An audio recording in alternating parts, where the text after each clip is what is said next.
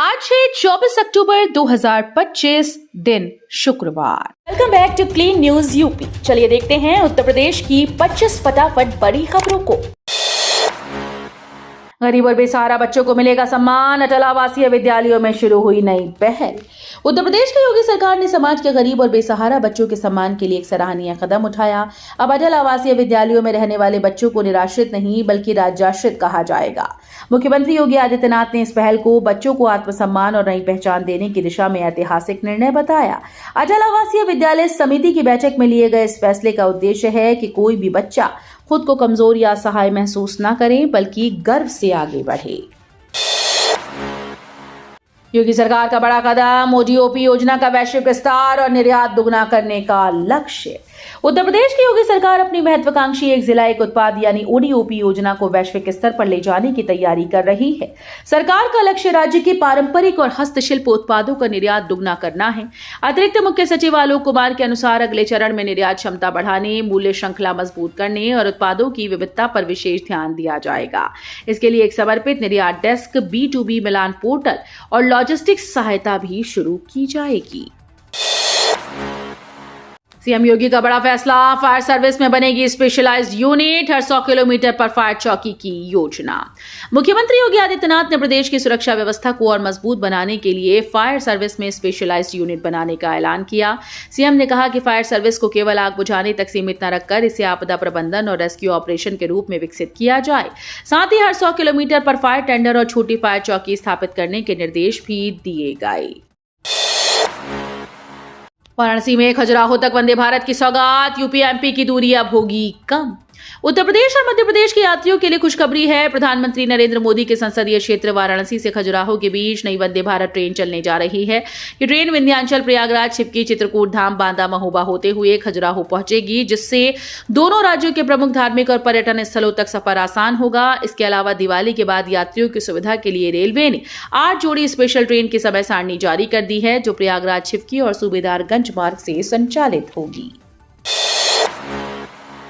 योगी सरकार का बड़ा कदम, यूपी में हलाल सर्टिफिकेशन वाले उत्पादों की बिक्री पर रोक। उत्तर प्रदेश के मुख्यमंत्री योगी आदित्यनाथ ने हलाल सर्टिफिकेशन वाले उत्पादों पर प्रतिबंध की वजह स्पष्ट की। उन्होंने कहा कि हलाल सर्टिफिकेशन के नाम पर आर्थिक शोषण और गैर कानूनी फंडिंग हो रही थी। इस पैसे का इस्तेमाल धर्मांतरण, लव जिहाद और आतंकवाद फैलाने में किया जा रहा था।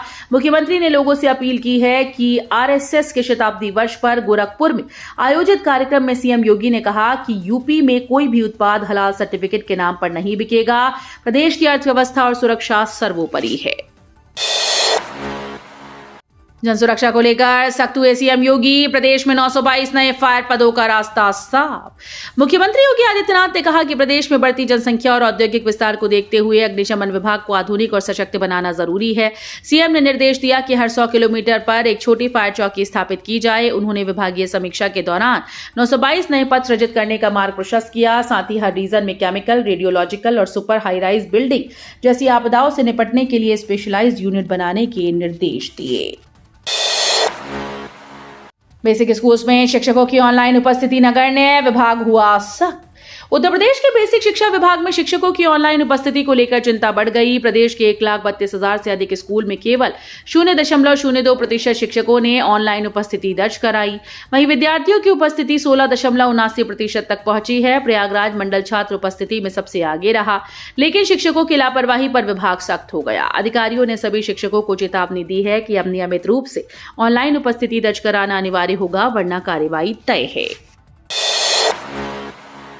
लखनऊ रेजिडेंसी में सजेगा इतिहास, लाइट एंड साउंड शो बनेगा नई पहचान। लखनऊ की ऐतिहासिक रेजिडेंसी अब सांस्कृतिक पर्यटन का नया केंद्र बनने जा रही है। उत्तर प्रदेश पर्यटन विभाग ने यहां शानदार लाइट एंड साउंड शो की शुरुआत करने का फैसला किया।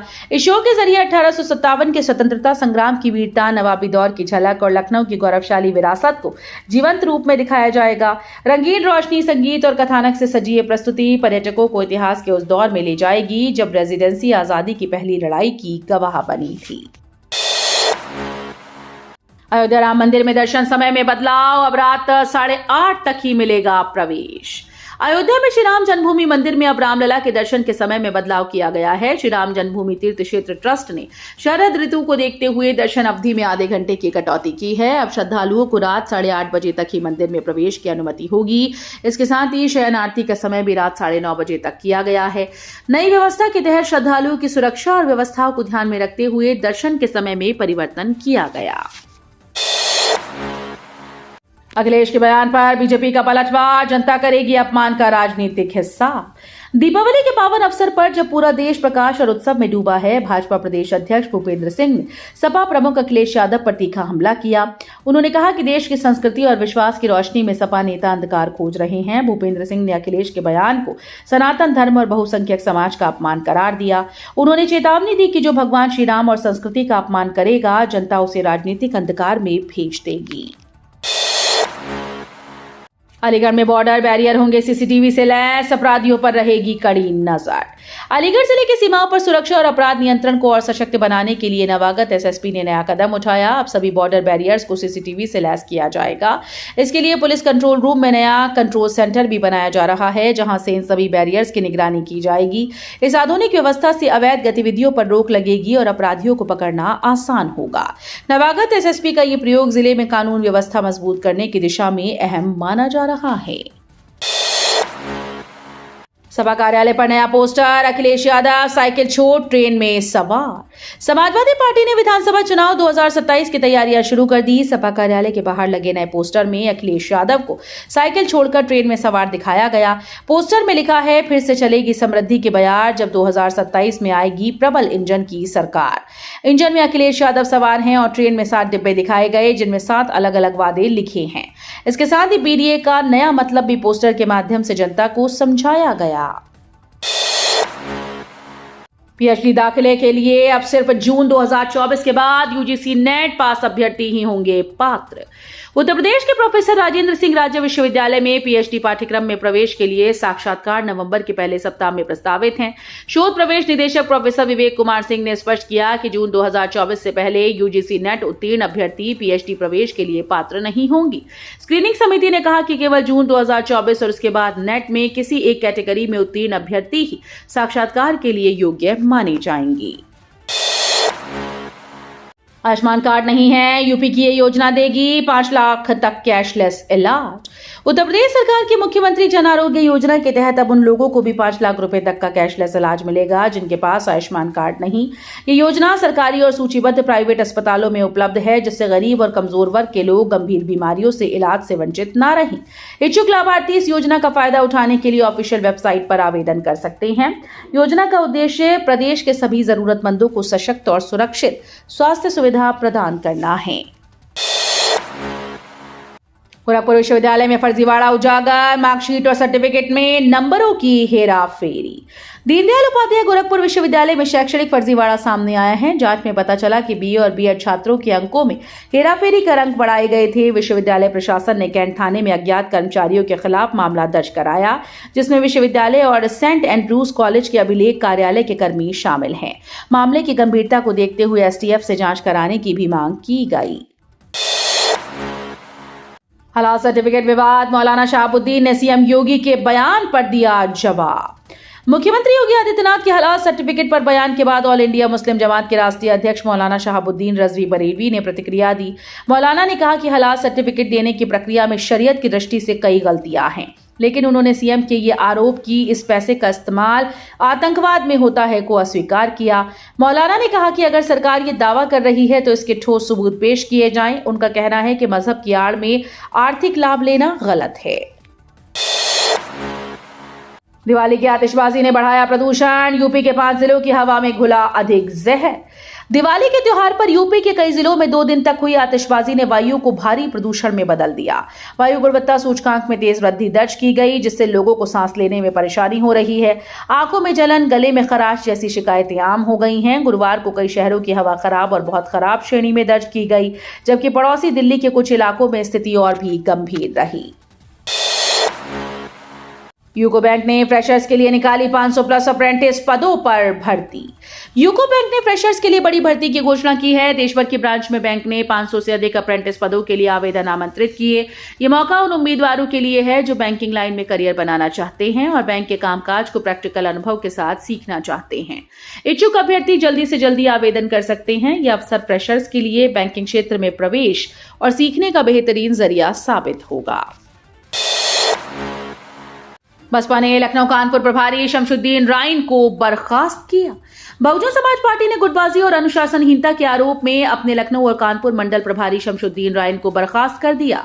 पार्टी ने कहा कि उन्हें पहले चेतावनी भी दी गई थी, लेकिन उन्होंने अपनी कार्यशैली में सुधार नहीं किया। प्रदेश अध्यक्ष के अनुसार यह निर्णय पार्टी अनुशासन और संगठनात्मक कार्यप्रणाली को मजबूत बनाए रखने के लिए लिया गया है। शमशुद्दीन राइन की बर्खास्तगी से बसपा में साफ संदेश गया। योगी सरकार के धान खरीद अभियान को किसानों का बड़ा समर्थन। योगी सरकार की नीतियों को अन्नदाताओं को पूरा साथ मिल रहा है। धान बिक्री सत्र 2025-26 में अब तक 1,37,000 से अधिक किसानों ने पंजीकरण कराया। सरकार ने 4,000 क्रय केंद्र खोलने का लक्ष्य रखा है, जिसमें से 3,790 केंद्र चालू हो चुके हैं। किसानों को न्यूनतम समर्थन मूल्य पर धान बेचने की सुविधा दी गई। वहीं अब तक 23 दिनों 35,063 मीट्रिक टन से अधिक धान की खरीदी हो चुकी है। यूपी में बेसिक और माध्यमिक शिक्षक होंगे मूल तैनाती पर वापस, योगी सरकार का आदेश। उत्तर प्रदेश सरकार ने बेसिक और माध्यमिक शिक्षा के शिक्षकों और कर्मियों को उनके मूल पदों पर लौटाने का बड़ा फैसला लिया। नियमों के विरुद्ध किसी भी शिक्षक या कर्मी की मूल तैनाती से अलग संबद्धता को समाप्त कर उन्हें तुरंत मूल पदों पर भेजने के निर्देश जारी किए गए। अपर मुख्य सचिव पार्थ सारथी सेन शर्मा ने शासनादेश जारी कर बेसिक और माध्यमिक शिक्षा निदेशक से 10 दिन के भीतर रिपोर्ट मांगी है। लखनऊ पेशाबकांड, चंद्रशेखर आजाद ने दलित विरोधी घटना पर की कड़ी कार्रवाई की मांग। लखनऊ के काकोरी थाना क्षेत्र में हुई शर्मनाक घटना को लेकर भीम आर्मी प्रमुख और नगीना सांसद चंद्रशेखर आजाद ने सख्त प्रतिक्रिया दी। शीतला मंदिर में दलित बुजुर्ग रामपाल पासी को अपमानजनक रूप से पेशाब चाटने के लिए मजबूर किया गया। चंद्रशेखर ने इसे जातिवाद और सामंतवाद की वर्षों पुरानी दलित विरोधी मानसिकता का नंगा प्रदर्शन बताया। उन्होंने प्रदेश सरकार से आरोपी के खिलाफ कड़ी कार्रवाई की मांग करते हुए न्याय सुनिश्चित करने की अपील की। गिल की कप्तानी में भारत को दूसरी लगातार वनडे हार, ऑस्ट्रेलिया ने किया सीरीज पर कब्जा। एडिलेड में खेले गए दूसरे वनडे में ऑस्ट्रेलिया ने भारत को 2 विकेट से मात दी। भारत ने पहले बल्लेबाजी करते हुए 50 ओवर में 9 विकेट पर 264 रन बनाए। जवाब में ऑस्ट्रेलिया ने 46.2 ओवर में 7 विकेट खोकर 265 रन बनाकर मैच अपने नाम कर लिया। ऑस्ट्रेलिया के मैथ्यू शॉर्ट ने सर्वाधिक 74 रन बनाए। भारत की ओर से अर्शदीप हर्षित सुंदर ने 2-2 विकेट लिए। ये लगातार दूसरी हार है और ऑस्ट्रेलिया ने 3 मैचेस की सीरीज पर कब्जा कर लिया है। रक्षा क्षेत्र में स्वदेशी उत्पादन को बढ़ावा, 79,000 करोड़ रुपए के उपकरणों की खरीद को मिली मंजूरी। रक्षा अधिग्रहण परिषद ने रक्षा सक्षमता बढ़ाने के लिए लगभग 79,000 करोड़ रुपए के उपकरणों की खरीद को मंजूरी दी। भारतीय सेना के लिए नाग मिसाइल MK2, GBMES और हाई मोबिलिटी व्हीकल शामिल हैं, जबकि नौसेना को LPD 30mm गन और एडवांस लाइट वेट टॉर्पीडो की स्वीकृति मिली है। वायुसेना के लिए भी लंबी दूरी वाले लक्ष्य भेद के सिस्टम मंजूर हुए हैं। इंडो नेपाल सीमा पर SSB की बड़ी कार्रवाई, लाखों की नकदी और 5 किलो से अधिक की चांदी बरामद। इंडो नेपाल बॉर्डर पर SSB और लोकल पुलिस की संयुक्त टीम ने खुनवा चौकी पर बड़ी कार्रवाई की। एक नेपाली नागरिक को गिरफ्तार किया गया, जिसके पास से 5.063 किलो चांदी, 22 ग्राम सोना, 3.80 लाख रुपए की भारतीय करेंसी बरामद हुई। ये कार्रवाई 43वीं वाहिनी SSB और लोकल पुलिस की संयुक्त चेकिंग अभियान के दौरान हुई। मुखबिर से सूचना मिली थी कि व्यक्ति भारत से नेपाल अवैध रूप से धातु और नकदी ले जाने की फिराक में है। सुरक्षा एजेंसीज अब पूरे नेटवर्क की जांच में जुटी है। तो ये थी आज की 25 फटाफट बड़ी खबरें। अगर आपको न्यूज पसंद आई हो तो वीडियो को लाइक और शेयर जरूर करें। धन्यवाद।